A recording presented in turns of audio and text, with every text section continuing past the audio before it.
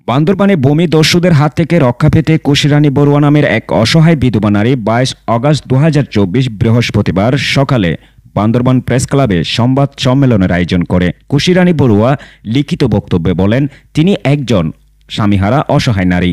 তার ছেলে মেয়ের ভরণ পোষণ ও পড়ালেখা করার জন্য তার স্বামী নামীয় 159 হোল্ডিংয়ের জমি অসীম বড়ুয়া নামের এক ব্যক্তির কাছে বিক্রি করেন।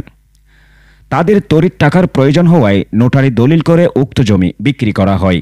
159 হোল্ডিং এর জমিসহ তার স্বামীর নামেও অন্যান্য হোল্ডিং খতিয়ানের জমি ওয়ারিশের নামে নামজারির পদক্ষেপ গ্রহণ করলে মলিন কান্তি দাস, দুর্গাপদ সেন জমি জবরদখলের অহেতুক আপত্তি দিয়ে বিজ্ঞ আদালতে কোর্টে মামলা করেন। ওয়ারিশ মূল্যের নাম জারির ফাইল তলব করা হয়।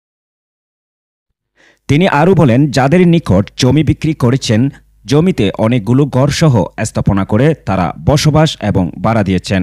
গত কয়েকদিন ধরে মলিনগং সহ পরিচিত অনেক লোক নিয়ে জমি জবরদখল করার হুমকি প্রদান করে সাংবাদিকদের বিষয়টি তুলে ধরার জন্য একান্ত অনুরোধ জানান। সাংবাদিকদের তিনি জানান, তিনি একজন স্বামীহারা বিদ্যা নারী। ধর্মের অপব্যবহার করে তাদের জমি জবরদখলের ষড়যন্ত্রে মলিনসহ ও অন্যান্য ভূমিদস্যুগণ পায়তারা করছে।